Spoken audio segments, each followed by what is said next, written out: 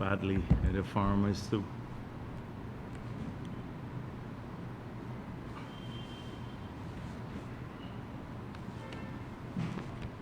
Thank you for being here. Let me apologize to all of those who have been calling me over the past few weeks about this press conference.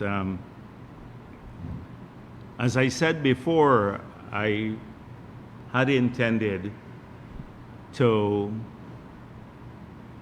cut down the frequency of my press conferences after the elections. The task right now is a very different one. The elections were won by the PPP, as we all know, in a landslide victory. And now we have to deliver on the promises we made to the people. And so the focus of the government and the party have shifted somewhat to delivering on those promises, or preparing the tools so that we can deliver on those promises.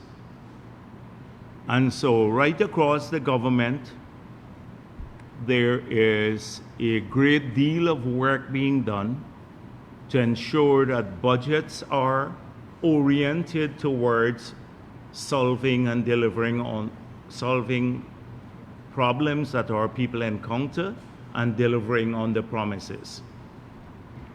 The traditional approach to budgeting, we had a meeting with members of the cabinet and the members of parliament, would not be acceptable, where people can just put in incremental growth in a line item.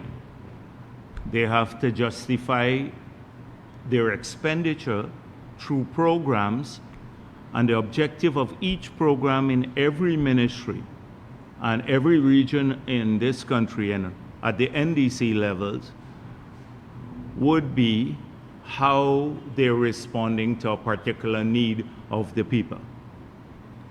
So we have spent a great deal of time doing that sort of work, and it's just as critical as being out there and getting, occupying social media space.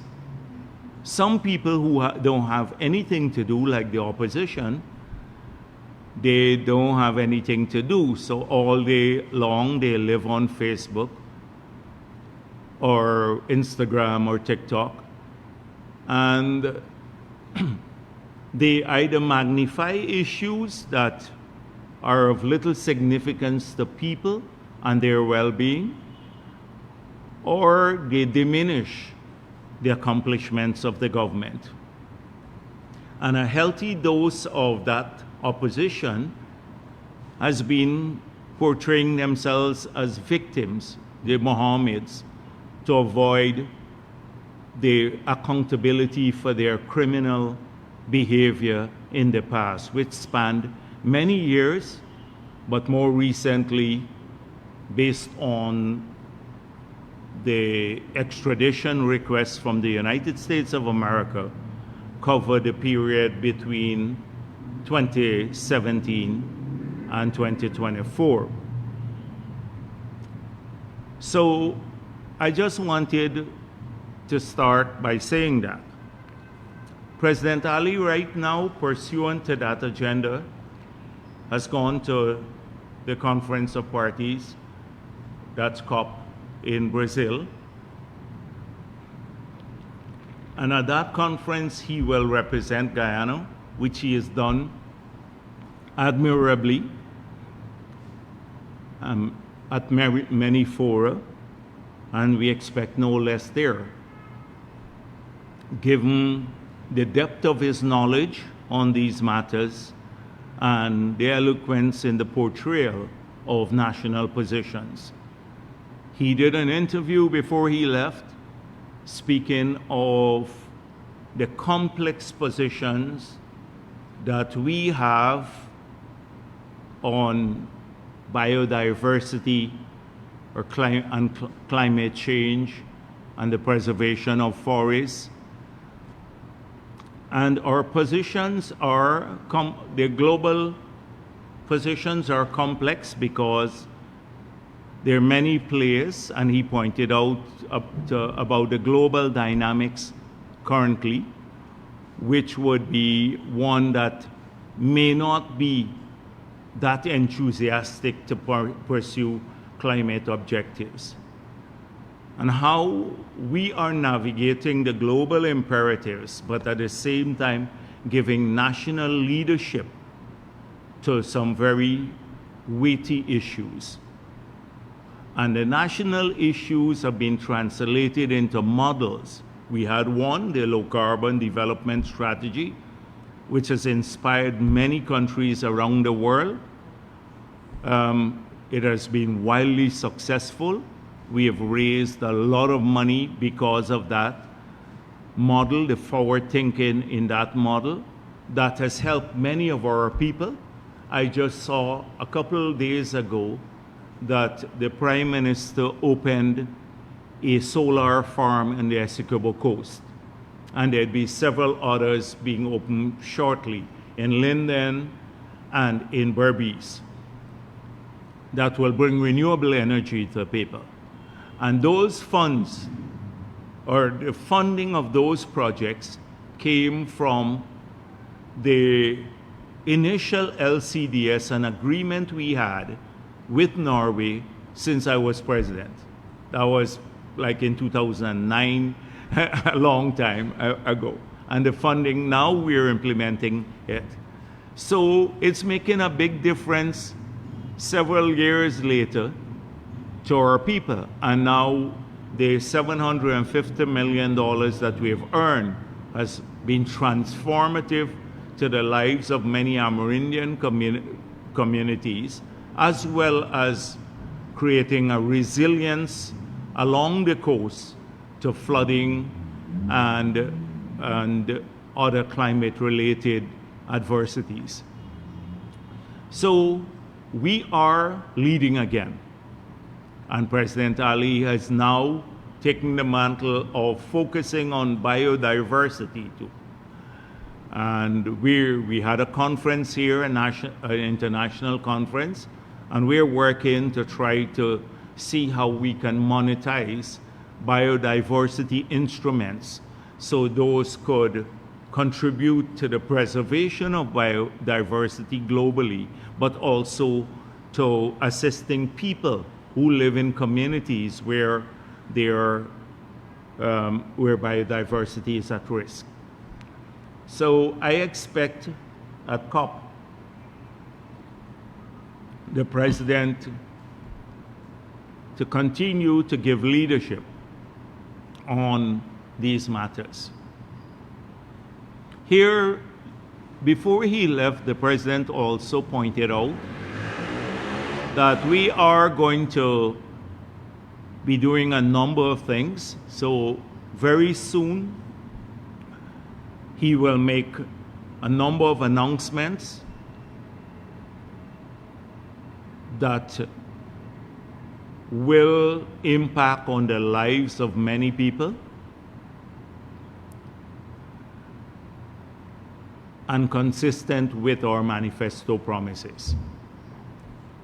So we've made it clear that Budget 2026 will come early and it will have funding to do the things we promised. The President spoke of, once again, of the orientation of our manifesto, creating more jobs, better paying jobs, ensuring our people are better educated, they're healthier, that we solve community problems, drainage, garbage, security issues that people confront, keeping our country safe at the border. And he even spoke of, given what has happened recently, but even more so, given what we've been discussing over several years, the need for a migration policy We've already started a few years back putting together the project that is being implemented right now that will register every migrant, but also every other citizen, and we'll have their biometrics. So every person in Guyana will have a card with biometrics there, facial recognition, everything there on it.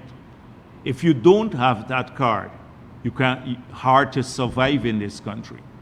You can't be working because the employers, people who employ you, will face serious penalties when they check their workers and they don't have that card. To open a bank account, you would need a card of that nature. To remit money to another country, because some people send money back home who are here, you'd need that card. So we'll know everyone who is here in Guyana who is non-Guyanese. And we'll have all of their details too. And with the cameras that we're putting in, as we said, we're planning for about another 4,000 of those cameras that can recognize people. So once we put in the biometrics there, they can identify anyone, anywhere in the country at any time. So we can keep our country safe. Further, we have to pass laws to determine what rights people are going to have here if they're migrants. We want people to come and work because we need that, like on construction sites where we have shortages, etc. But they can't change the nature of our society. And we've made it clear that we would have to think about people who come here and maybe they can have residency but not voting rights. This would be a debate that we'll have to have maybe in the constitutional reform process, but also at the national level about how much rights we're prepared to accord to people who come here, given that we want to preserve our country for our people too. And and this has happened. It's not anything new. It has happened in places like Qatar and UAE, etc. So that is a crucial issue, and you heard the president mention it. Men might have mentioned it in passing, but it's actively engaging our attention, just as the other issues are engaging our attention, like setting up the development bank, working on that, and the other things. So these are very weighty issues. They will impact long beyond a single lifetime for our people. And only a party like the PPP that has a depth of experience, has a clear vision of where we want to go, doesn't reduce government to driving Lamborghinis and trying to avoid accountability for your criminal behavior. Only the PPP can take that approach to government.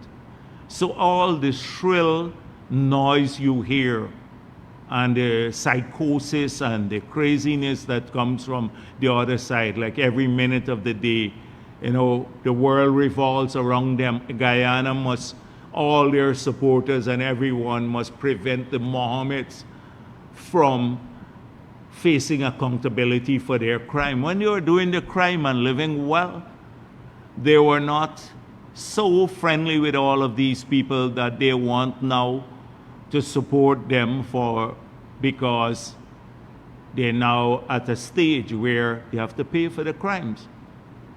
And these are serious crimes. And we'll come to that in a moment because they've been talking a lot. Before the elections, I made it clear to them. I said, don't come after the PPP. You have a right to run in any election. That's the right of any citizen. Once you qualify, you have a right to run. But do not come and after the PPP. They had to find a boogeyman so that people, and especially the stupid people, some of them who follow them, can't focus on the crime and their dirty basket of criminality. So the boogeyman is big bad government. We are being persecuted.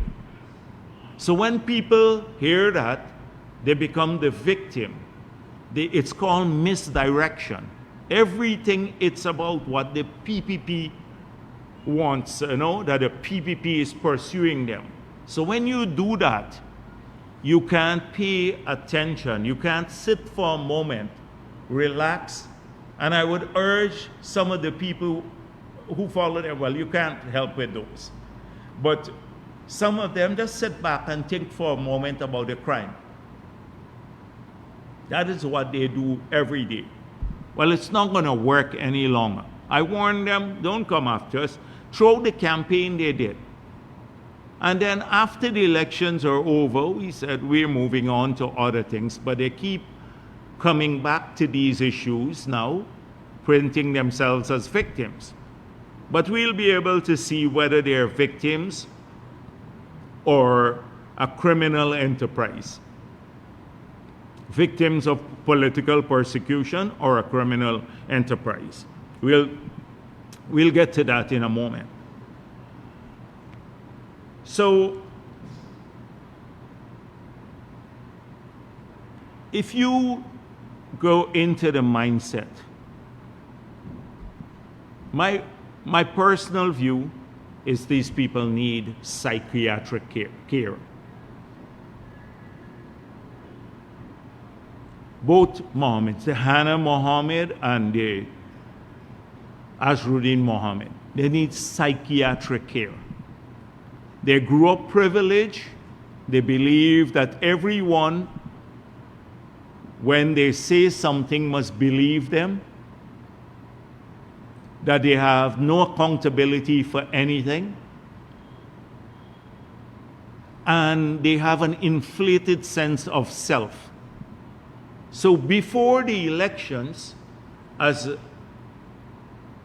a manifestation of this delusion, they said, we'll win the elections. You remember that.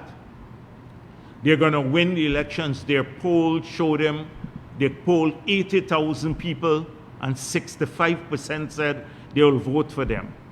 Obviously, with the feeble minds that they have, these two individuals, somebody fooled them. Somebody made a lot of money off of them. Maybe told them they did these polls. Normally in polls, you don't poll 80,000 people. Even in the United States of America with over 300 million people, a regular poll would not poll 80,000 people. So it went into their mindset, we're winning. The Muhammad said, I have 400,000 followers, so they're going to vote for me and I'll get 400,000 votes. He'll get 400,000 votes. Only a person of feeble mindset or a feeble mind can come up with this sort of analysis. And a number of people who made a lot of money off of them preyed on this feeble mind that they have. And we saw the manifestation of it just a couple days ago. So Mohammed came out of Parliament and he said, the PPP rigged the elections. And when he was asked about providing the proof for this, he said, I didn't get 109,000 votes. I won the elections. Not even APNU made such outrageous claims. Burnham made those stupid claims when Burnham was at the height of power in Guyana. And when asked for proof of it, he said, ask Jagdeo. I must provide proof about how he won the elections. And then he said, GCOM website went down for 3 hours and they changed. He was getting high votes and suddenly they changed it. Nobody else has complained about that. Not the observers, not APNU, nobody else. All the SOPs were uploaded almost the same night. And do you know what is the appalling thing in this country? That the entire media that was around him didn't say, "Are you a madman?" Didn't ask him, "Are you a lunatic?" How can you make such an outrageous claim, which was then repeated by his sister,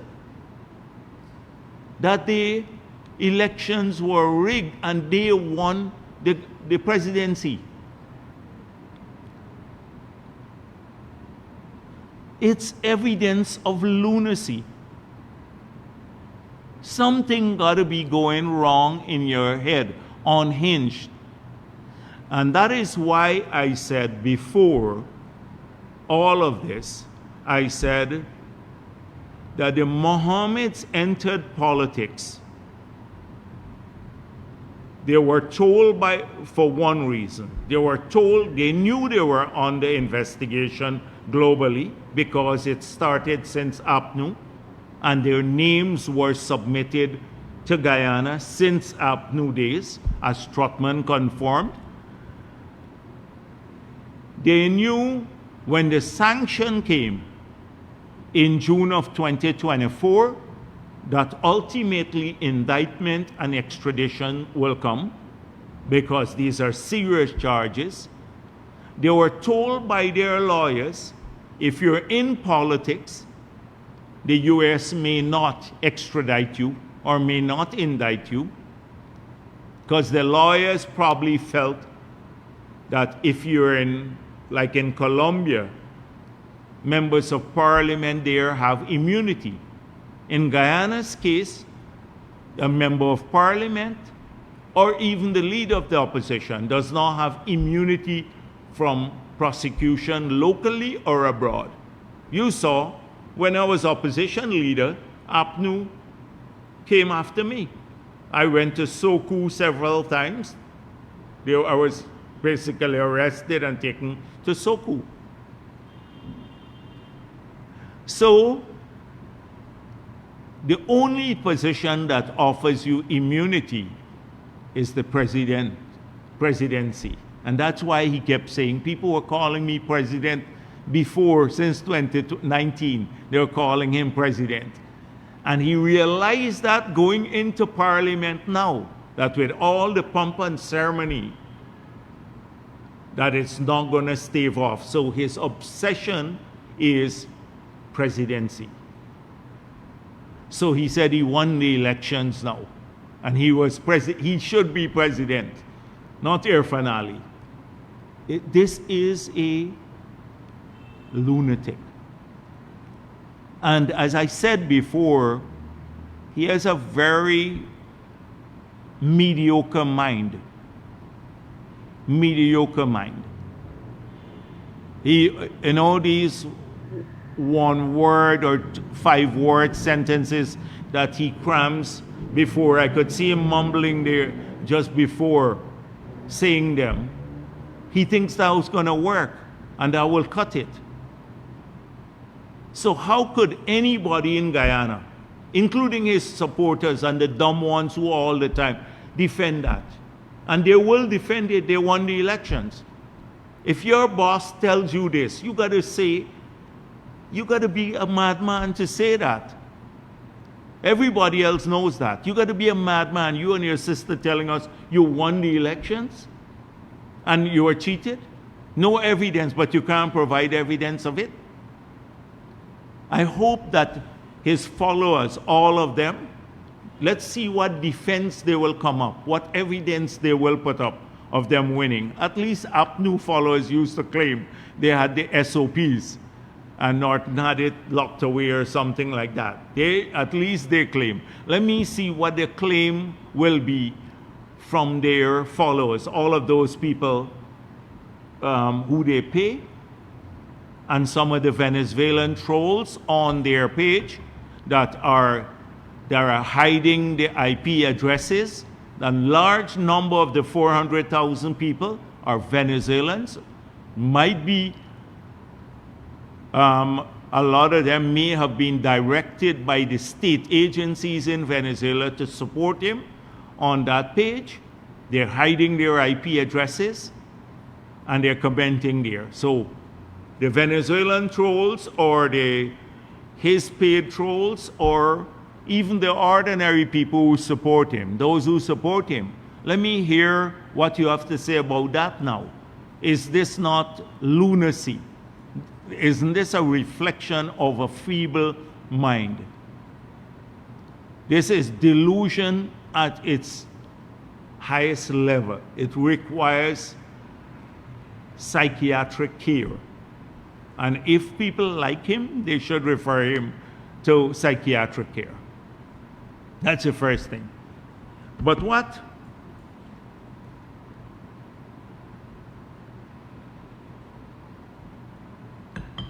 was the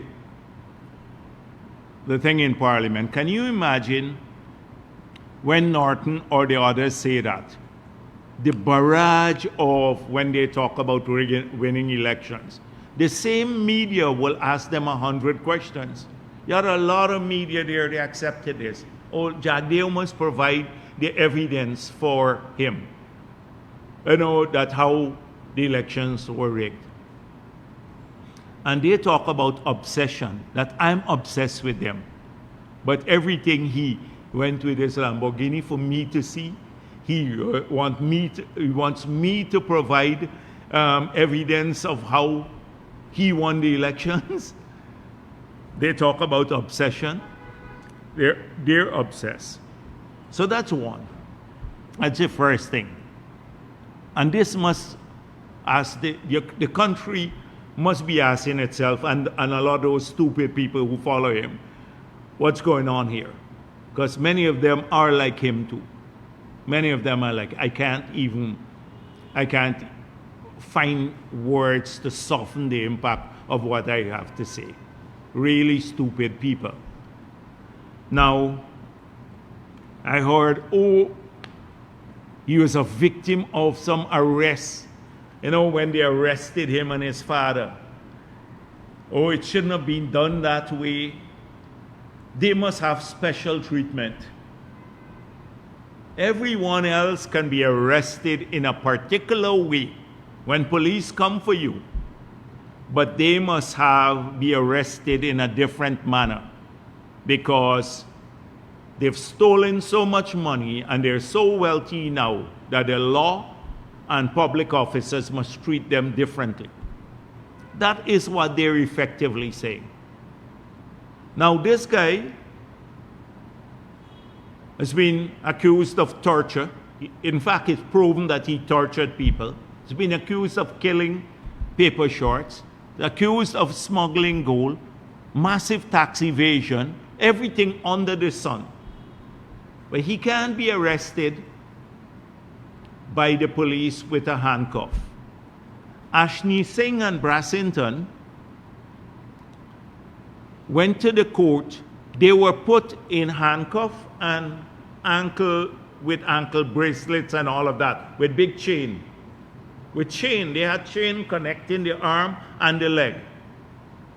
And guess why? Because APNU claimed that they sold some land for Movie Town at $30 million per acre. When that's the facility there. When the highest bid was $12 million for the land, they sold it for $30 or $20 million per acre. The highest bid was $12 million, and it was pursuant to a cabinet decision that Ashney Singh implemented. And they were placed in chains like this, bound together. This guy has evaded taxes done a lot of things, but oh, we shouldn't treat them this way because they're the Mohammeds and they steal a lot of taxes. So the people, the country must have a preferential arrangement with them. That is the duplicity, the double standards. And I see some of the people, the same people who were cheering on the arrest of Ashni Singh and Roger Luncheon. You remember Roger Luncheon? They came, he couldn't even move, walking with a wheelchair and was arrested. The same ones complaining how he was addressed, they were arrested. Now clearly, the police had to go there differently too. You recall the last time the officers went to enforce a ruling, an order, what took place? They mobilized a number of people and thugs to prevent them from going in. They then threatened some of the people, the officers, and their families. People were scared of going back. So you have to go in a different manner now. You can't go the same because they have a track record of mobilizing thugs and others to prevent an arrest. That's their track record. So this sympathy, that's what they play on. Look how the old man was arrested, this person there.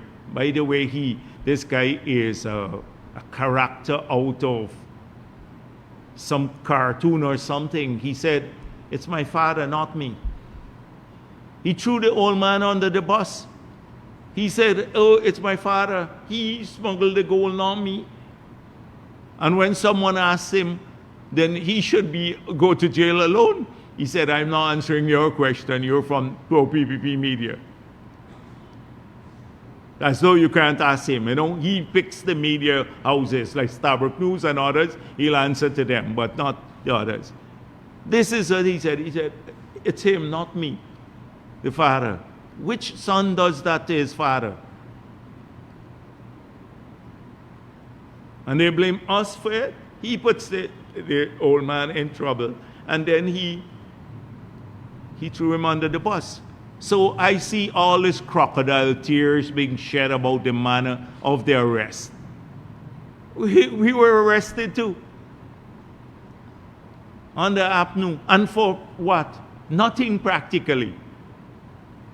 Nothing practically. They have a long slew of the crime. You have an extradition request. And they must be treated preferentially because they've come to believe that they're special. That is it. So that's the second. So we must have two standards. One for Guyanese, everybody else. Your mother, your father, your brother, if they commit a small crime, they steal 2 mangoes, they get the bangle on. They can steal the whole country and, we should go there with a luxury vehicle to pick them up and drop them off at the police station.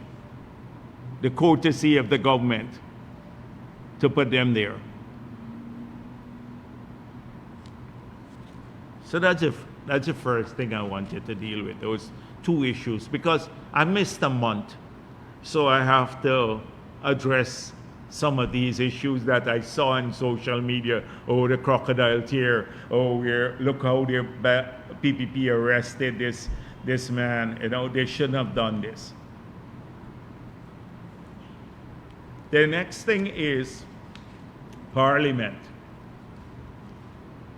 So they made it seem, and they work up a campaign about the PPP is delaying Parliament because we don't want the Mohammeds to be sworn in. Mohammed to be sworn in as Member of Parliament and opposition leader.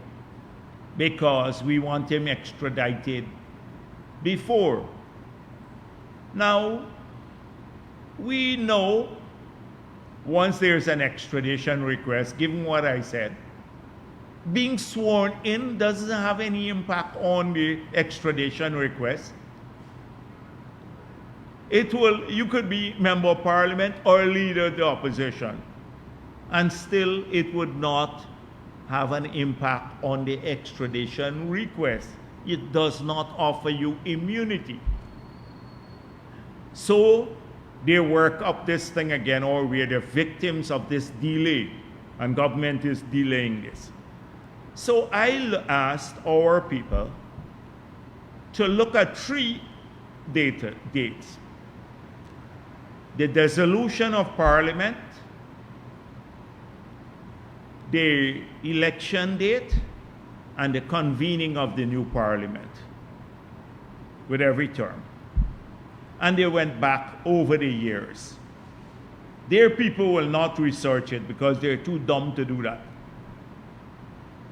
So, in most cases, in almost all the cases, because you have 4 months from the dissolution, and that's under the Constitution, 1980 Constitution. So, up to the convening of Parliament.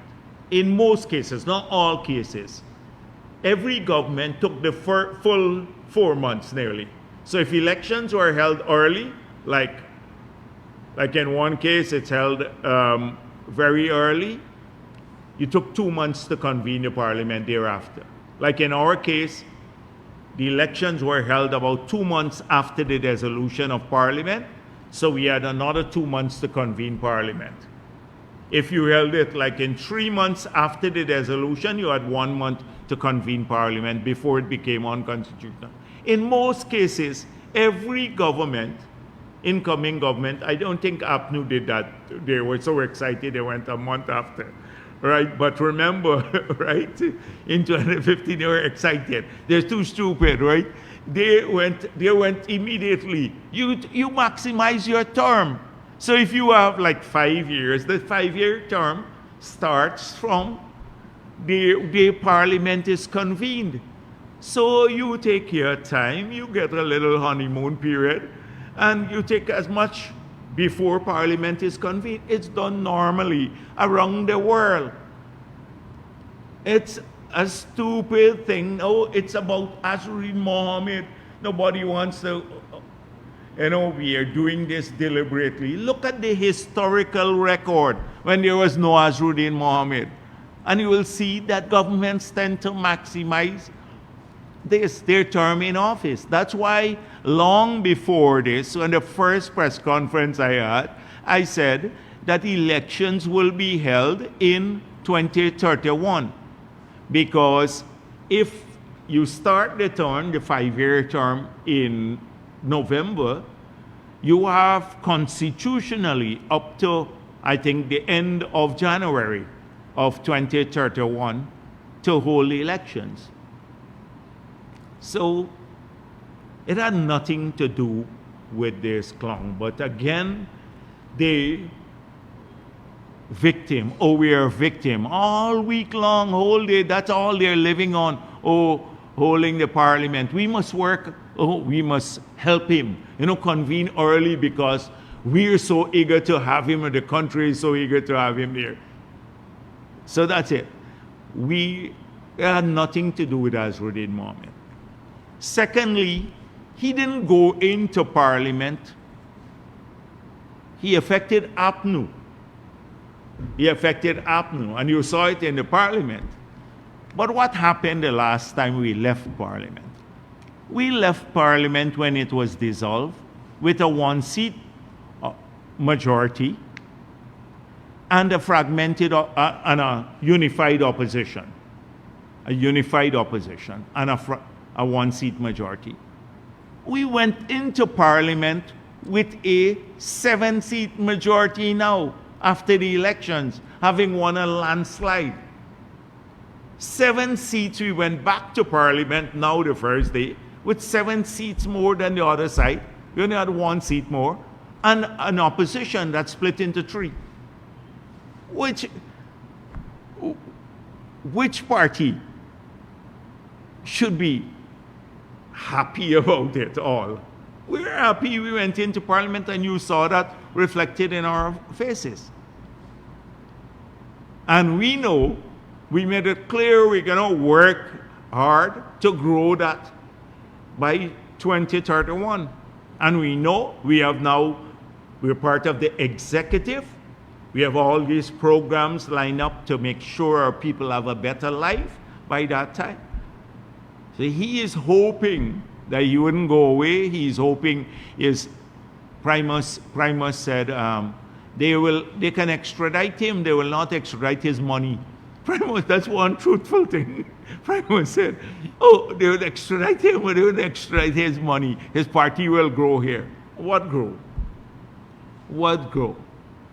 The PPP is united, is strong, and we're going to start not just our government work soon, but also political work across the country. And we're a formidable party. We're a strong party. We demonstrated that in the elections when all sorts of challenges from him came and people were saying we're a minority, we're going to be a minority. We surpassed all the expectations, all the negatives, and we emerged as with one of the biggest majorities ever in the history of the country. We only had this 36 seats in 2006. That time, so that was who should be the party that's happy. So don't worry about that, you know. So he went into Parliament and then he realized that.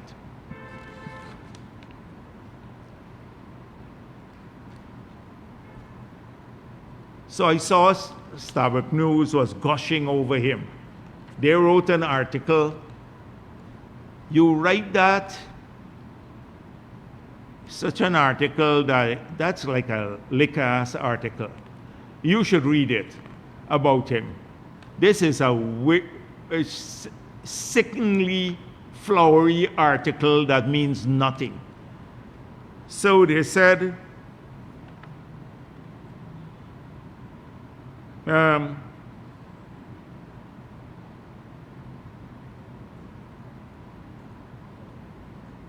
navigated, right? He navigated the proceedings with ease. So Mohammed showed like he had always been in Parliament, came out and he had this confidence and he navigated the proceedings with ease. Apart from the other flowery stuff they talk about. So he navigated moving, walking from the vehicle, taking a seat down in the Parliament, getting sworn in and leaving the Parliament with ease. You know what's Parliament? I saw when Ashley Singh started reading out the bills, their eyes glazed over. Their eyes glazed over. At one time I agree with Sir Duncan. He said they were like they dropped their mouth open like this. They didn't even know what was going on. They didn't even know. Look at their faces. The 16 of them were looking like, what the hell is this? What happened to us? Where are we? Navigated with ease. They haven't even started the parliamentary proceedings. Navigated the ease. Parliamentary proceedings. Parliamentary proceedings are different than walking in and taking the oath of office. So when the proceedings really get going, like they started, APNU, with all its frailty, put in 40, I think, questions and motion. They put in 0 with their 16. This is pure nonsense. You know, only a media, and I'm going to come to the role of the media, especially some elements in the media a little bit later because they're bought out. And this happened in Colombia when Pablo Escobar bought the media out, some elements in the media. But I'll come to that in a moment. So talk about obsession with me. I brought it for Jagdeo to see. He came with a Lamborghini, right? That's a Starbrook. They couldn't say, so Starbrook, this was a big story in Starbrook. He brought his Lamborghini to see. I didn't even see it, but I heard it's nice.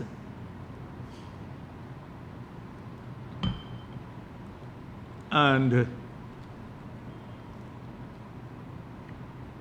I was just going to say something else about it, but let me refrain from that now. So the Starbuck News said he brought his Lamborghini to show me. Now this Lamborghini, from what I gather, doesn't have any insurance. You know, to drive on the road without insurance, if you're a Guyanese, any Guyanese, you're an ordinary citizen, you're a reporter, if the police catch you, you're in trouble. You understand that? If you hit down someone on the road without insurance, you're in big trouble. But as I said before, the arrogance and impunity, he drives the Lamborghini to the parliament to show Jagdeo that he can break the laws of the country. You could show me anywhere. You could send me a picture of your Lamborghini.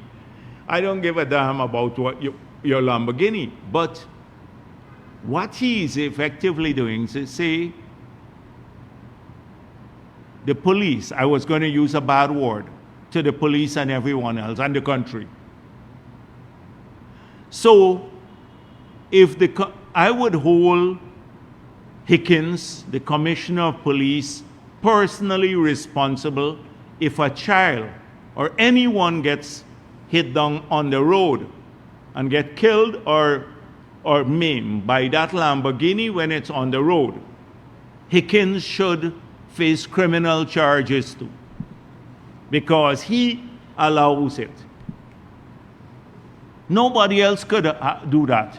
Not a single person in the country can do that sort of thing, because it's illegal. And we have one set of laws for everybody, regardless if you thief your assets and get wealthy or not. Hickens should be held personally responsible for that. Because if you drive there, the police just stand by and they allow it to happen. You could have shown me, you could put it on a trailer, bring it on a trailer and drag it in, and you could sit on top of the trailer. So it's not driving, and then you could come off and say, I brought it to show Jagdeo. That's not the issue whether Jagdeo sees it or not. But the Stabroek News, they put that. They did not say anything about the illegality of it. You know, not a word about the illegality of it. Because they're complicit. Now, this is the same Lamborghini. Look at this. This is a cashier check from Chase in the United States Bank. It says, Remitter International Speed Consulting, tuning, paid to Lamborghini Newport Beach, $680,085.00. This is a cashier's check from a bank to pay for, in the United States, to pay for the Lamborghini. This is the same Lamborghini that he declared here for $75,000. Stabroek News didn't ask him. They know about this. They know the U.S. just indicted him and have strong evidence. It's laid out in the indictment.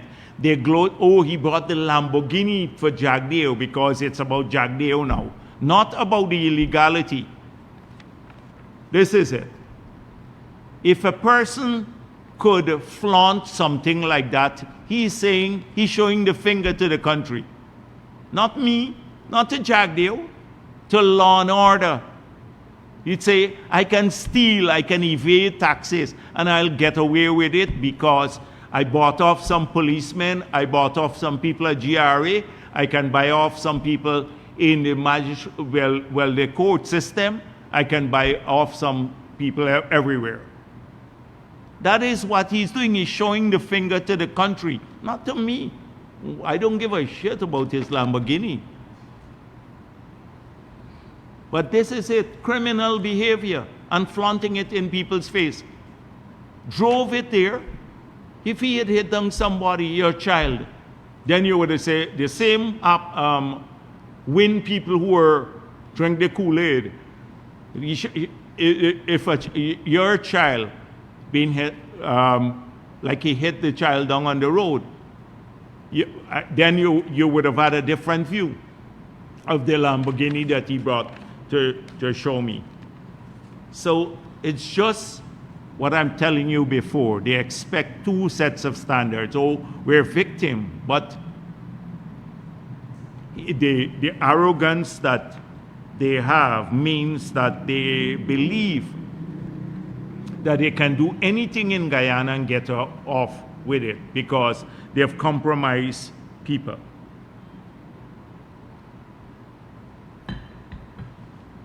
So we saw two issues so far. Now let's talk a bit about a third issue. It happened a few weeks ago, but as I said before, I did not have a press conference. So Starbuck News, again, Starbuck News, I think they're bought off by the Mohammeds, put a story out which says to help the Mohammeds again because their connection with Venezuela is a very important one. They're trying to cut that connection or any discussion of it in the public domain because apart from the charges that are the indictment around these a few matters that have already been filed, I believe that when they go up to the United States of America, there'd be several on the indictment relating to connection with Venezuela, connection with Colombia, connection with Middle East.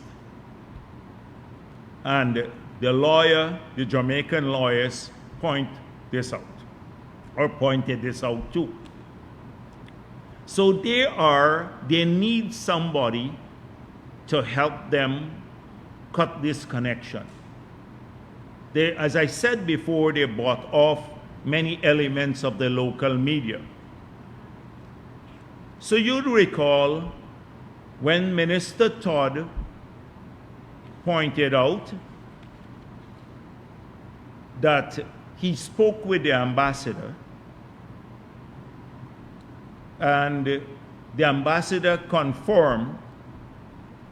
He said the Mohammeds went into the embassy. The ambassador confirmed that. Azruddin Mohammed quickly put out a statement. He did not go. But the minister said the Mohammeds, because in the plural sense. So we pointed out, I said, we have evidence that Nazar Mohammed visited the embassy. Now, Nazar Mohammed is the father of Azruddin Mohammed. He is also sanctioned, OFAC sanctioned. He's a subject of the extradition order. They're in the same family. If I were to, I know I'm high profile. I'm running for the presidency. And I want to conduct business somewhere. Would I go myself? If I'm going to negotiate something or receiving some information from somewhere, I can send any member of my family. They'll come back home and tell me what's going on. But when we put this out, their campaign refused to answer it. Did Nazar Mohammed go to the embassy? Nothing. Silence. Silence. Total silence. They run off in, victimization again. We're being victimized. The PPP is lying and all of that. The video surfaced of him entering the embassy. Even his people said, the video is doctored. So, Starbuck News comes along and tries to help him now to cut the link, because obviously the United States now watching people who are connected to Venezuela. They need somebody to help cut that link. So Stabroek came and issued a statement. The Venezuelan ambassador said, no, the Mohammeds did not go. Nazar nor Azruddin Mohammed never visited the embassy. So obviously they think that that will go to the United States, and then they would say the PPP was lying. They did not count on Minister Todd responding and releasing the correspondence that the Venezuelan ambassador had sent to him. They didn't count on that. So Stabroek News, getting caught with its pants down and trying to help the Mohammeds, cut that link, then issued another story. Venezuelan ambassador did not refer to Nazar Mohammed in Stabroek News interview. So Stabroek News erroneously reported that the ambassador had said that neither of the Mohammeds had visited. This is not so, as he had only spoken about Azruddin Mohammed. Stabroek News regrets the error and apologizes to the ambassador for any inconvenience caused. Imagine Stabroek News apologizing and all of that. They say the vilest things about us, never apologize, but they're apologizing now. So, when the matter came out, so the next story should have been Nazar Mohammed did visit. Did you call back and now the ambassador and say, since we misinterpreted what you said and we erroneously reflected it, Stabroek News would like to do a follow-up. Did Nazar Mohammed visit the embassy? And if so, why? That story never came and will never come. That's how journalism works. So they visited. This is serious business now. The father of the candidate, an OFAC sanctioned person, a person who is the subject of extradition, visited your embassy. Now, can you confirm? And what did he want? That's a great story. That's the story that will never be written by the Stabroek News. Because their objective was not to elucidate or bring information. It was to help the Mohammeds cover this surreptitious visit to the embassy. And it was surreptitious. So let me tell you why it's surreptitious. Because the ambassador released to the minister a document purporting to invite Nazar Mohammed to Venezuela to a youth conference. That's the father to a youth conference to be held on the 25th of July 2025. 25th of July 2025, he received a letter to go to the youth conference. He visited the embassy in August after this youth conference had been held. This is the correspondence. Here it is. That was given to the minister.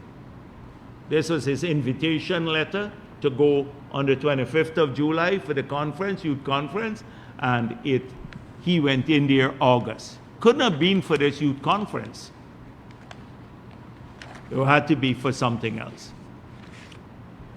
So, given the sensitivity of the border issue, given that there are many claims that the Mohammeds were moving gold for Venezuelan generals in contravention of the United States sanction, given that Trotman confirmed that they were on this list since that time. This happened sometime in the past when there were sanctions. There must be heightened suspicion about linkages. That's one. Two, I made it clear that US Congress people get briefings. And when these two Congress persons made these statements, we were told that the PPP tell them what to do. Not that they may have information that's not yet available to us, but available to US intelligence agencies. So, one, Carlos Jimenez said, in the US Congress, we are alarmed by the regime in Venezuela's attempt to undermine Guyana through its pro-Maduro puppet candidate Azruddin Mohammed, who is sanctioned by OFAC. Maria Salazar, we remain deeply concerned about efforts to undermine democracy in Guyana. As a strategic ally of the United States, Guyana deserves leaders who respect democratic values. Linking the two. So, first we have connection, maybe a potential connection through gold smuggling. Secondly, here we have all of these statements.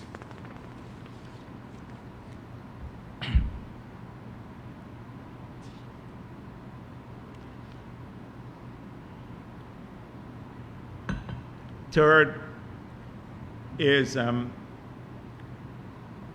when I see a lot of speculation about the terrorist incident in Guyana in the public domain. And what struck me was the lukewarm response from Team Mohammed to the efforts that every other media house made and every other political party in trying to get these people. When the police statements came out to replicate them, etc., they didn't put it on their page. So what I found very strange, and personally, is that the extradition request was sent, I think, to the State Department and Justice Department on the 26th of October. On the 26th of October, the same day, we had this terrorist incident in Guyana. On the 27th of October, they were signed. On the 30th of October, we had the extradition request. Now, before that, we had Odessa Primus on the 28th of October saying a big distraction coming within the next 24 hours. So clearly they knew, obviously from their contacts in Washington, lawyers and stuff, that the request was coming. It's a funny thing that on the same day that the request went in and it was signed the following day, and Primus posted on October 28th about the next 24 hours it will be coming, something big, that we had this incident. We can't discount it. That's why in the requests for bail and everything else, the lawyers from Jamaica were making the point, a very telling point. So I'm wondering why they're using their contacts in the media to try to break this connection that they may have with the Venezuelan regime.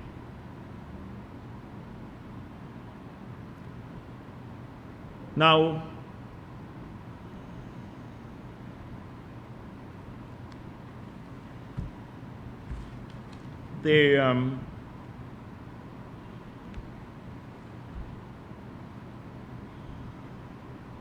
I said I want to talk back about linkages. A couple of days ago, maybe 2 days ago, another OFAC sanctioned Colombian was held at Curupukari. 2 days ago. Was held at Curupukari coming into Guyana. And what I say now could have long-term implications for Guyana. And if we're serious, we tackle it now. We have to come down very hard on it. When Pablo Escobar in Colombia, he became a member of parliament too. Pablo Escobar was one of the biggest drug dealers. They compromised the judiciary, pay off people in the judiciary. They paid off the police. They paid people in the army. They paid people in the media. They own sections of the media. And then in the executive too, they're bribing ministers and others and other people in the other arms of the executive. So they became untouchable. It was heading into a failed society. Look at the consequences for Colombia: kidnappings, bombings, killings, etc. These people, that's the culture there. And we should not, through these linkages, we have to be careful that we don't replicate that culture here. We have to cut it out early, because in that sort of society, it's only violence. You look at the consequences for Colombia for decades upon decades. When individuals who have money, ill-gotten money, believe they can buy out everyone else, including the media. And we've seen it here. We've seen it here. The media, half of the media in Guyana would never ask these people the tough questions. He went through the whole parliament, breezed through, and barely anything about his criminality. They didn't say it's the worst day for parliament in our history. They said it's a historic day. That a criminal, it might be historic in that sense here, that a criminal who is wanted in the United States of America, who's a fugitive in the United States of America, basically, because that's the act we're going under, who's facing extradition proceeding, is going into the parliament now. Never happened in our history. Even with Abdul Qadir, who was charged with terrorism, he was not a member of parliament when he was extradited. Or not extradited, he got into the US.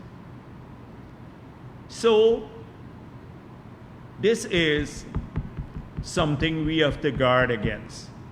And all of those people, years from now, 10 years from now, that's when you see the consequences of subversion. When people who believe that through their criminal, either through gold smuggling or drug dealing or whatever else, or other criminal activity, they amass wealth and they control all of these agencies, then the society disappears. And that's what these guys would like. And I think the man from the OFAC sanctioned man might be thinking, oh, in Guyana they're treating another OFAC sanctioned man like a hero. Some of these people might as well go down there in Guyana. So we have to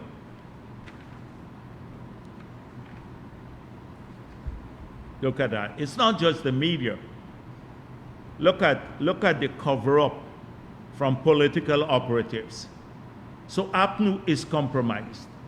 APNU, I'm convinced the leadership, and some people in the leadership, not all, they took money from the Mohammeds. So it's not just media, it's not just executive bodies, it's not just judiciary they go after. They buy political parties. And I believe they bought APNU. They bought APNU. That's why APNU did not put up a resistance in the elections. They bought leaders in APNU. Darren Wade said he was told, instructed, or basically he sought clearance and from the leadership of APNU to go and defend their competitors in the elections. Why do you think that when they were arrested, APNU didn't say a word about the extradition, the illegality, nothing?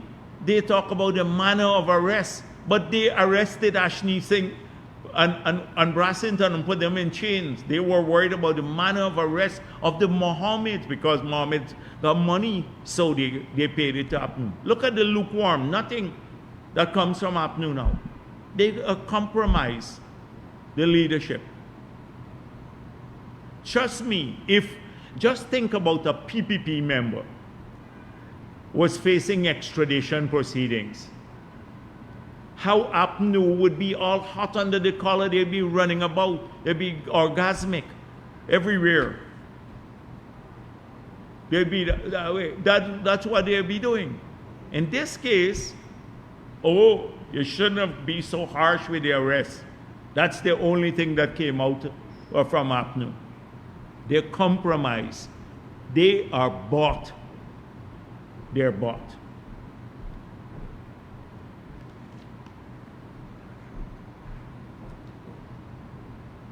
Why you bring this nonsense over here? Who sent this stupid thing? Yes, no.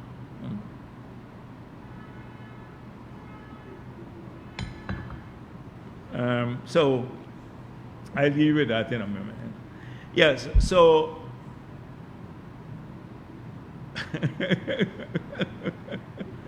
no, what they sent me the stupid Team Mohammed thing. Imagine a vice president would sit and rant over 1 hour about a Lamborghini. For Christmas, I'll give you the car once the citizens receive their cash grant. You won't give me the car now. I don't want your car.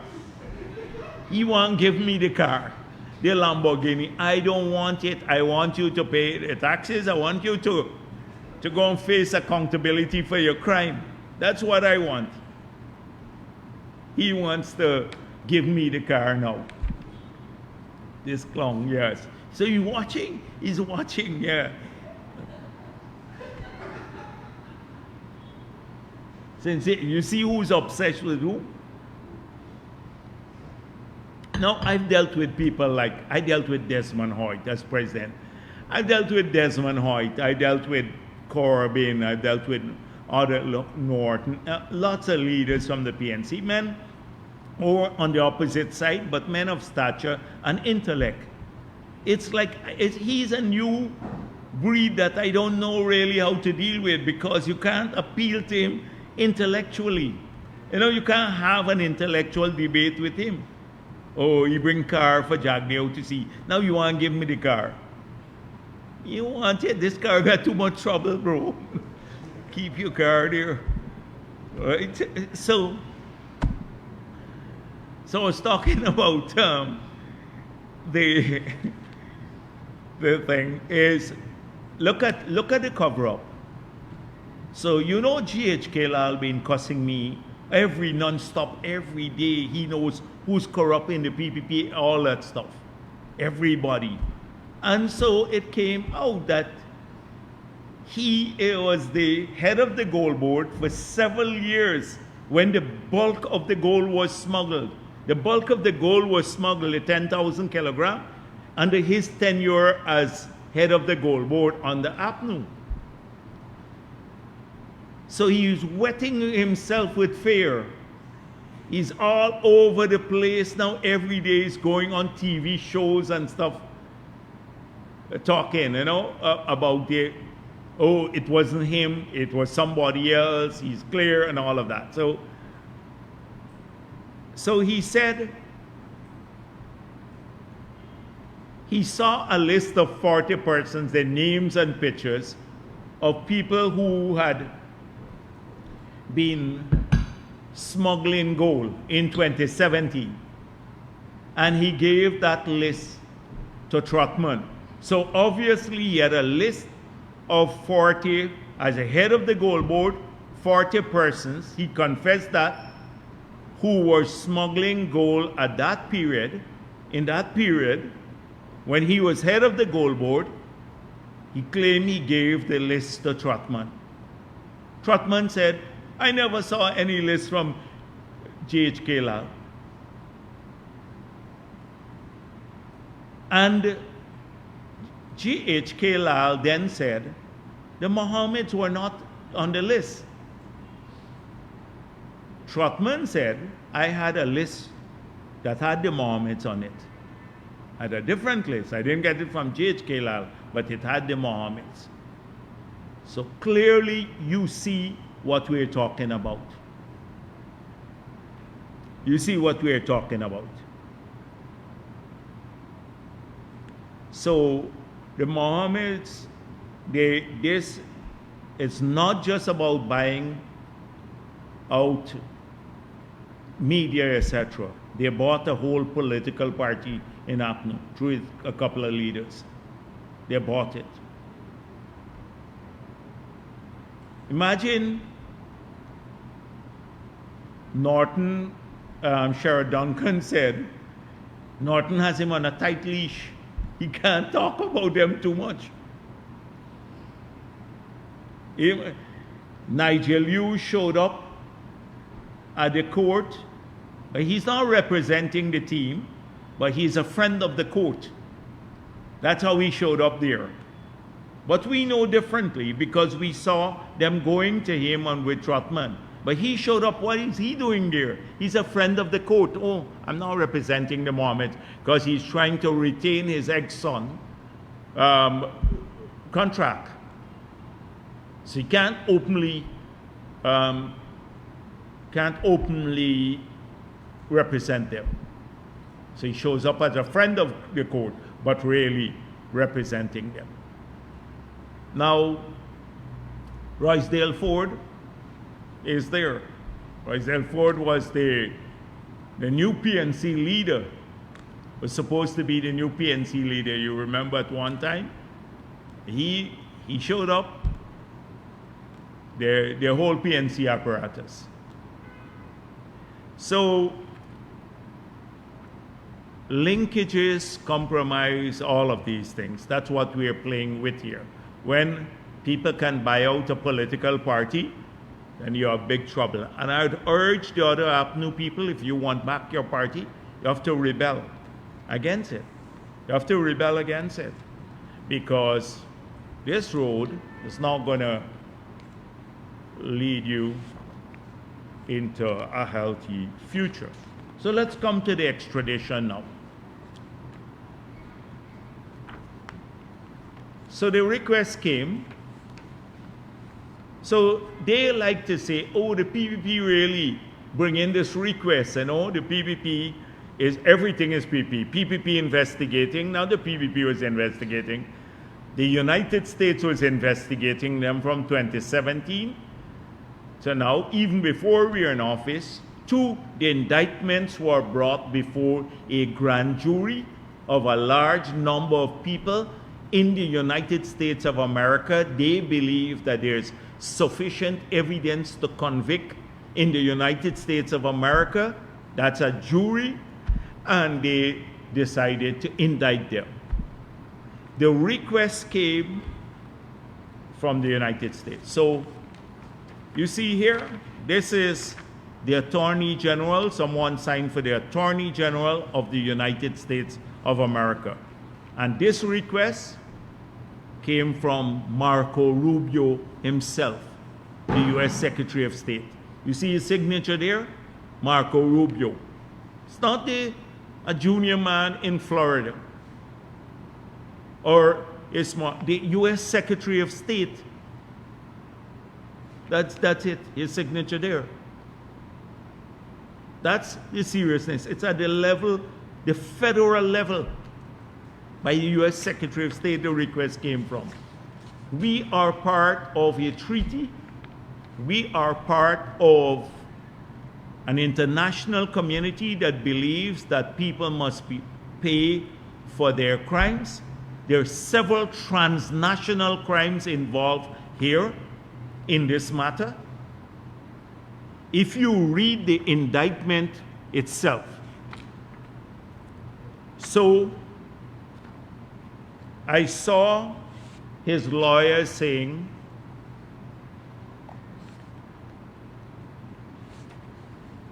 this is the Durjan man saying, the offenses for which Azruddin and Nazar Mohammed are wanted in the U.S. are not extraditable offenses under the laws of our land, nor under the treaty with which we have an arrangement, he stated. He said the bail was an affirmation of judicial independence.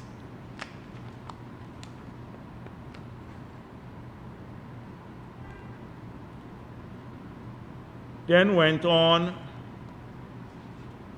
Durjan specifically challenged the prosecution to identify local equivalents for alleged foreign crimes. He has failed to explain what is one single counterpart in our law. What is the counterpart in our law about mail fraud, Durjan stated, concluding that there is no law in Guyana that addresses mail fraud, and it's not extraditable. Well, obviously, Durjan did not read what we all read, because these are the documents that everyone has. These are the documents in the public domain. And they were charged in 3 areas, 3 sets of charges: conspiracy to commit mail fraud, conspiracy to commit wire fraud, and conspiracy to commit money laundering. Money laundering is an offense in Guyana, a serious offense, and it's an offense in the United States of America. It's extraditable. So clearly Durjan remained at mail fraud. He didn't read the very document that's in the public domain, which speaks about committing money laundering. And from this small document, because obviously the U.S. doesn't want to play all of its cards until the prosecution starts. But from the cursory read of this document that's already filed in the portal that is available to everyone, it speaks about Company 1, with offices in Miami, provided secure worldwide transportation services for precious metal shipments originating from Latin America. Company 2, with offices in Miami, with a private and commercial interstate carrier that provided worldwide shipping and delivery services of packages. Company 3, based in Miami, provided for freight forwarding services for shipment of packages and goods to Guyana by air and sea. Company 4, with offices in Miami, was a private and commercial interstate carrier that provided worldwide. 4 Miami-based companies that were involved in moving money and gold and empty boxes to facilitate the illegal shipping, because they are bringing back the empty boxes so that they can put gold in and use the same old documents. These companies based in the United States were all part of the network. So it's transnational in nature. It doesn't involve only the Mohammeds. It involves companies based in Miami. So 1, transnational; 2, money laundering, because money laundering is movement of any money through there, and money moved from back and forth. Gold was moving back and forth. They were bringing empty boxes, doing a lot of wickedness through a lot of the companies here. Read the document yourself. So I can't imagine that when this goes to the court, having looked at just this without even the evidence that they are going to present in court on the 10th or submit, that all the magistrate has to find is that the offense has a counterpart abroad, right? And money laundering is an offense in the United States, and it's an offense here. And this here tells you they have enough evidence, even without them submitting the details of it, because prosecutors like to hang on to detail until later. So they don't have to try this case in Guyana. That's not the purpose before the magistrate court, to try the case in Guyana. That has to be tried in the United States. All the magistrate has to find is that the offense that they're being charged for in the United States will have a counterpart here. So he said, Dorjan falsely said, oh, there's no counterpart to mail fraud, but there's a charge here for conspiracy to commit money laundering. And even the mail fraud is and wire fraud. There are means through which money laundering can be committed. So this is a serious matter. But the Dorjan himself, they're hoping to drag this out. This is what he said. Dorjan did not rule out moving to the Constitutional Court before the conclusion of the hearing on whether there was sufficient evidence for the Mohammeds to be extradited to the US. So they wouldn't be jumping on a plane tonight or next week or just now. There's a process, a lengthy process that has to be completed. That's what they're hoping. They're going to use blocking techniques to delay it all over the place by filing frivolous lawsuits everywhere, going to the Constitutional Court, etc. That's what they're hoping. They know he will be extradited. Dorjan himself said the process, a lengthy process that has to be completed. And it will be completed. And they will be extradited because the offenses are clear. So, and as Primus said, they're not taking their money with them. They're only going themselves. You know, Primus has made it clear they can go leave the money here. So today, again, to facilitate, because of the international treaty that we have, you saw their charges, the criminal charges related to the evasion of taxes were withdrawn. And the GRA has put out a statement. And so suddenly they're overexcited. They posted about 20 things. We told you it was not about the taxes. It was about them wanting Asruddin to go abroad and stuff. Well, it's about both. You got to face accountability for transnational crime, and he committed several abroad in the United States too, based on their law. And they have a counterpart crime in Guyana for what he did there. That's one. And two, the civil remedy for the taxes is already being pursued. They got the demand notice for the $191 billion already, and that came up as calculated based on the penalties. That's not going to stop. When you go to recover taxes, you can recover taxes through a civil procedure, and in a criminal procedure, you can then charge people so they go to jail for the evasion of taxes. So the withdrawal of the criminal aspect of it doesn't preclude you from going after the money, the owed taxes, in a civil court. You have to pay the taxes. It's two different things, but for the feeble-minded Hannah and the others, they don't understand that. They jump on it already. They don't understand that. The lawyers here are advising us. It's out of the hands of the politician, but they are really good lawyers. And so, what was a little,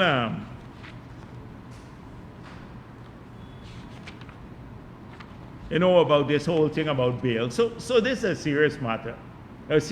Don't worry. His lawyers are collecting a lot of money. They have to talk a lot. But people like Roysdale Ford, remember? Roysdale Ford has lost every election case he has had. He is not a great lawyer. He would talk about the constitutional matters and etc., like what they did with elections, and they lost everything. They have a duty to collect collect money from their client, so they got to go and find something. Lawyers do that. It doesn't mean what they say is sound. They have to justify the money they collect. And a lot of it is the money they're collected. So there is this affirmation of, I was looking for something that, the seriousness of this offense. In other parts of the world, people don't get bail. Here in Guyana, it's peculiar. But let me tell you who recognized how serious the offense was. Roysdale Ford himself. This is what Roysdale Ford told the court, because he recognized that bail may not be given because it's a serious offense. He said, this is a Demerara Wave story. Mr. Ford offered a number of safeguards in addition to cash bail to ensure the Mohammeds do not flee their jurisdiction. They include reporting to the police several times daily,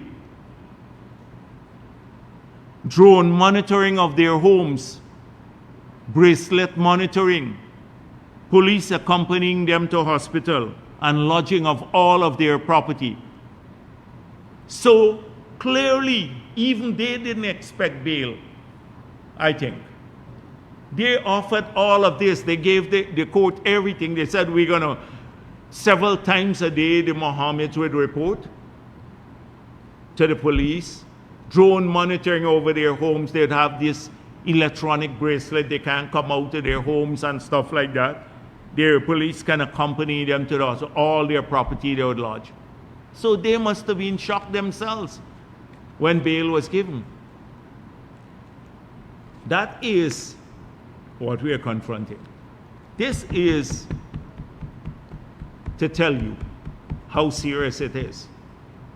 But here, not only bail was set, so the bail was set at $150. A cash bail, because you didn't need to get a draft. It was Friday afternoon. It wasn't the seriousness of the offense that determined bail. It was a convenience to the Mohammeds. So they could pay $150,000 in cash. People don't get bail for that. You can imagine the world looking on at Guyana and saying, what is happening in that country? What's happening? And from the US and everywhere else. What is happening?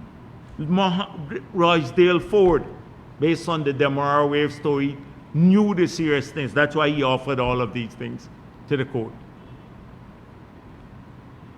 And so all of those people who talk in a lot of the Kool-Aid gang here, this is what is serious. This is a serious offense. Extradition, and it was not by a junior man in the United States. The United States Secretary of State has signed the extradition document. Marco Rubio speaks for he's a member of the cabinet in the United States of America. Pam Bondi, her office signed it. Came from that level. So they think that it will go away just like that. No, going to go away.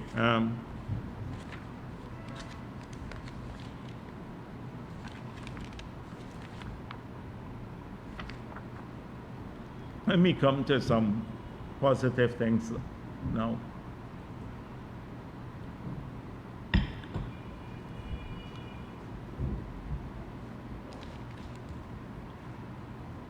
So the half-year report is in. Many of you have seen the positive things that have happened in our country over the last half year. As I said before, we now have to consolidate. We now have to continue to diversify the economy. And you're going to see renewed energy around those areas.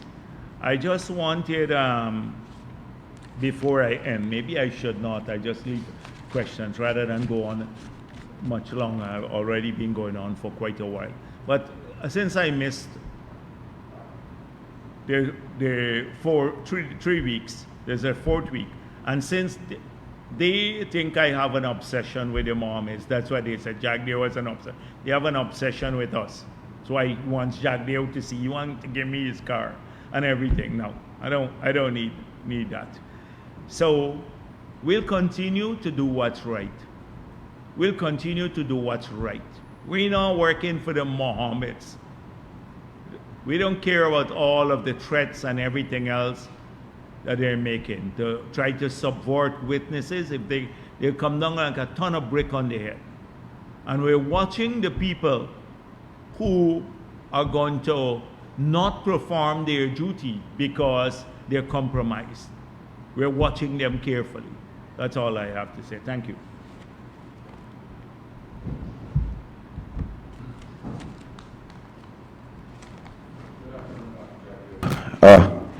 Mick Rodriguez for Daybreak News. Just to depart from the Mohammeds and deal with some serious issues, business people are still complaining about access to foreign currency. Sometimes when requests are made to banks, it's taking upwards of 3 weeks to have their requests processed. Is the government monitoring this? And we are monitoring it, and as I said before, you have people who put in multiple requests. A lot of the businessmen, when we look at the framework, we see multiple requests. They'll go to 5 banks and put in the same request at several banks. So we have that. We have a number of people still think they can beat the system, especially people, not the Guyanese so much, you know, the groups that we're looking at, to create leakages to pay for goods going to Trinidad. We still have that as a pressing issue. 3 weeks to get their money. If you go to Trinidad, it takes you 6 months to get a few $100s, maybe a couple $1,000s. 3 weeks, if they have good relations with the banks, then they get resources. We have adequate funds to inject in the banking system. We have adequate funds to inject. There is a bigger shortage of notes, though, and that pushes up the price of notes, like the exchange rate for notes versus the bank drafts. And the reason is that the illicit users, they want to buy the notes because they can't come through the banking system.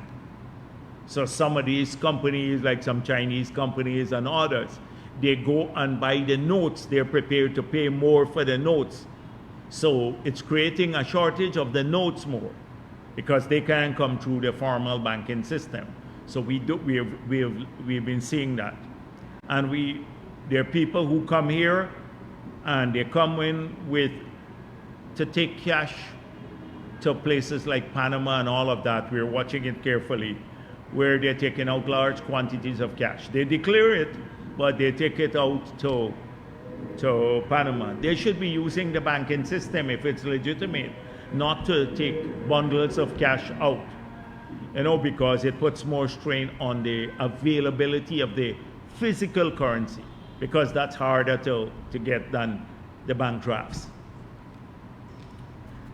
Good afternoon, Vice President. Kiana Wilberg for the Starting Point podcast. You spoke during your introduction or presentation that we have to be mindful or guard against, rather, the Pablo Escobar phenomena taking over Guyana. But I want to know if you've already thought of crucial steps that your government will take to ensure that Guyana is impervious to this phenomenon. That's my first question. Yeah. So clearly you have to have an anti-corruption framework. That's why I said that we need to have investigations done in the Gold Board, at GRA, and within the police force to see those people who may be receiving money from this criminal enterprise, that's the Mohammeds and others, and compromising their work. We need to do that, and it must be institutionalized. Station needs to do that, and within the police force, the leadership of the police force and the Gold Board and the ministers, they need to do that themselves. They have to have a full-fledged investigation of all of these things, the linkages, and people must face consequences. That's one. It's not limited to these three agencies. It should be also in the judiciary. It's harder there because, you know, that's an independent branch of the government. But we have to put in place safeguards in the judiciary itself. And then with the media, which is often the biggest cheerleader for these Pablo Escobar types, some of them, it's hard to track the money because they collect it, you know, in a way that it's hard to track. Doesn't go through an institution. So it is, and in this, like in Guyana's case, we're never going to be able to, government to deal with that. So you have to just expose people, and you can see the orientation on the basis of the reporting. Any sensible person would know. Why would Nazruddin Mohammed say, I'm not answering your question because you're pro-PPP. So a media house that he perceives as pro-PPP, you have to be pro-Azruddin. And then he turns to the Stabrook News, or Kaichor News, etc. He doesn't. Imagine I say, I'm not taking question from you, Kaichor News or so. People would say, what the hell is going on with Jagdeo? He's a member of parliament. He can't, you know, this guy, you know, you can't pick and choose. He doesn't want to do that because the tough questions will come. He doesn't want to answer that. And the others will give him softball, etc. So it's exposing. You know already who they are. Look at those articles. Every time, just when he went to the court, the Stabrook News again, supporters strung Mohammed outside the court. Not that this guy is going there to face extradition proceedings for criminal behavior. Anywhere in the world, that would be the story. Oh, the supporters strung him. What kind of supporters? The people are collecting their 20,000 and went back home. They went back home. Like the 20 who went to the convention center outside. The 20 persons who went there after they called on them to come out and witness this historic day. 20 of them showed up there. Even the new dispensation that we're seeing in the 13th Parliament and its makeup, you alluded to the importance of political savviness when you spoke about the reconvening of Parliament and so forth. Will your strategy now see perhaps less presence here in terms of your General Secretary engagements and more of a presence in the Parliament? Will we be seeing you more there? In Parliament? Parliament, yeah, well, the Parliament should do the people's business, and we need to make sure that the people's business, we discussed this, that all of the things that we promise in our manifesto, if they require a legislative change or new laws, those must be priority in the Parliament at this stage, because it's part of our fulfillment of the promises we made to the electorate for better education, housing, water, all of these things. So we've already prioritized what we want to do there. Then on law and order, that's the next set of priorities. So it is a series of legislative agenda that prioritizes the tools to deliver on our promises, 2, keeping our country safe, which has several dimensions, the external dimension as well as the local one. So for example, working towards ensuring that we have laws that we can better track people here, etc. Those are the kinds of things we're talking about. So we have defined what our parliamentary agenda is already. And once those are pursued, Parliament is not like everyday thing. So you would see me as General Secretary of the party a lot more on the ground too, because that's where we build up the party. I made it clear a lot of young people for training for the next generation of leaders, a lot more women in the party, the women's movement. We got to expand the women's movement. We have to build on our support in many communities that are not historically sympathetic to us, the Afro-Guyanese communities.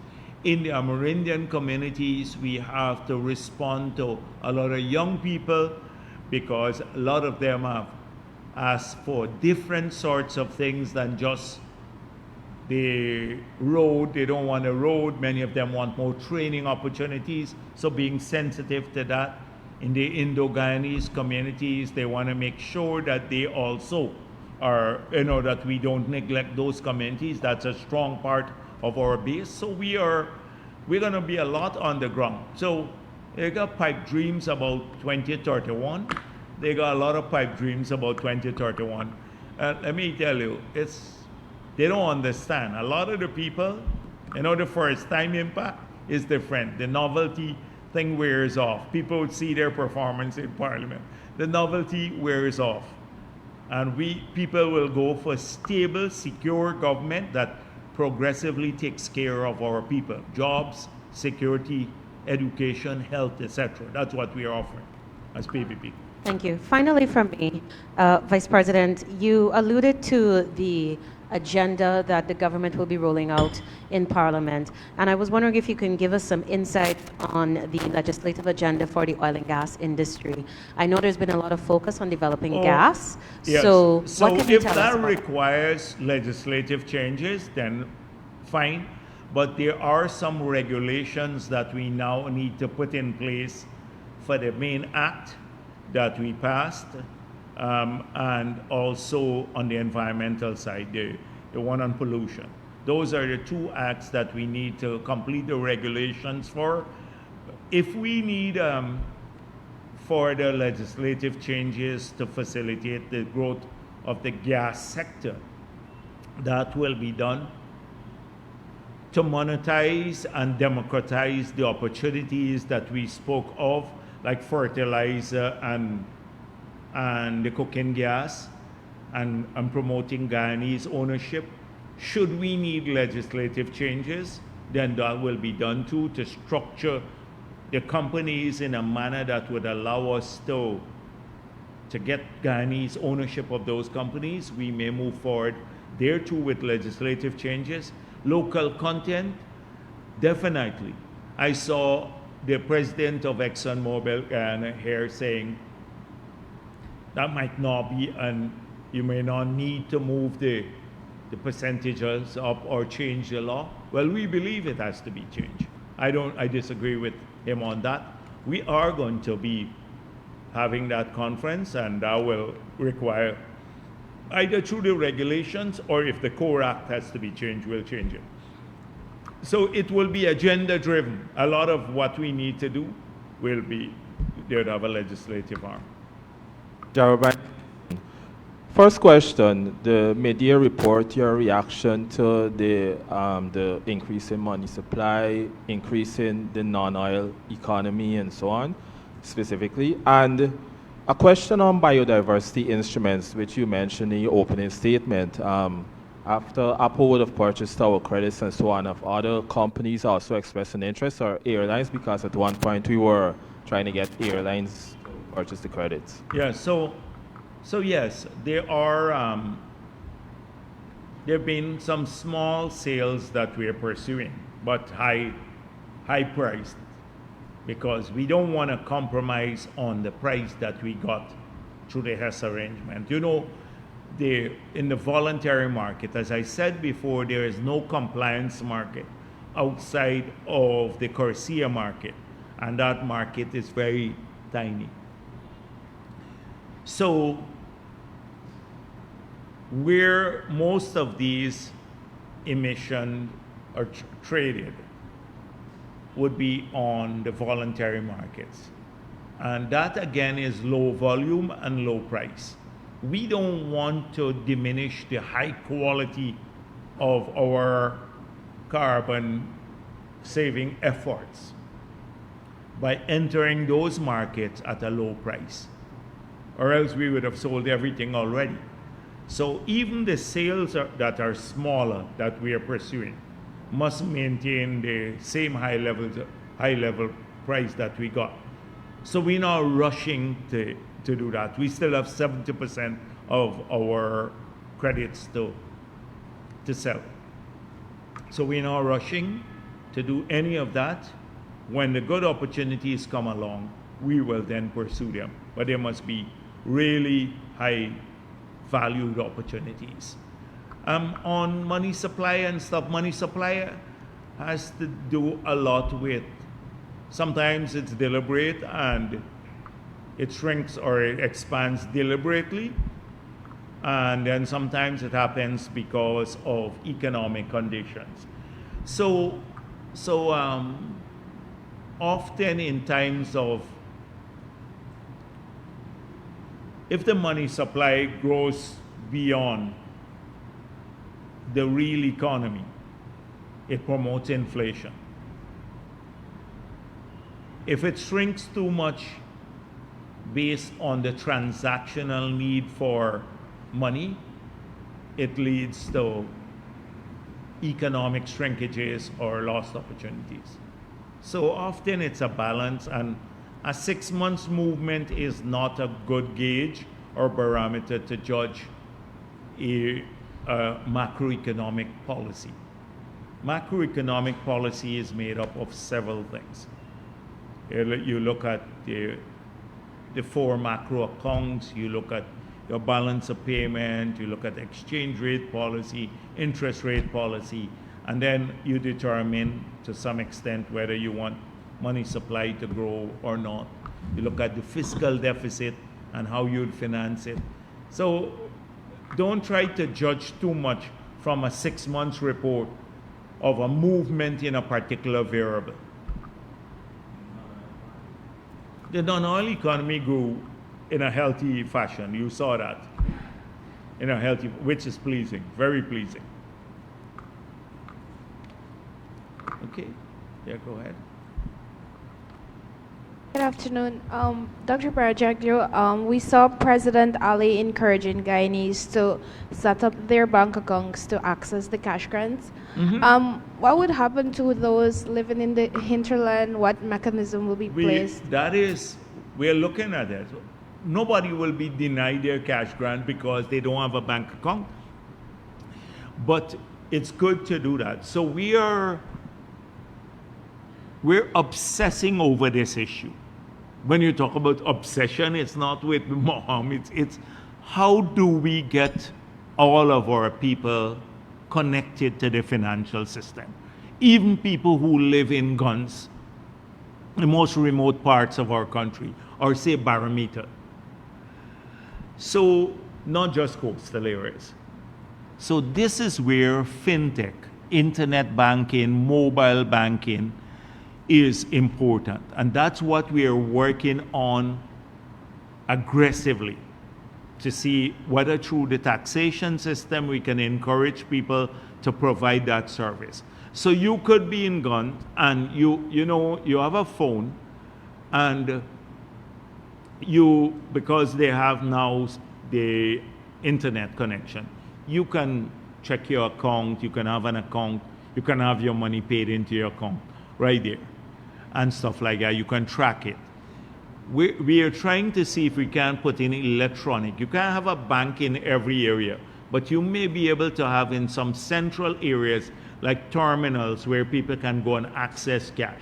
So say the 5 sub-districts in Region 9, they can all have like a central area where people can go, like Letem, Anai, Karasabai, or Aishalton, or one of those places. And then they can come to those areas and do banking transactions. You're not going to be able to have full-fledged banks, but those kinds of units. So that's where, when the president urged people to set up the bank account, we're hoping that more and more people will be doing this.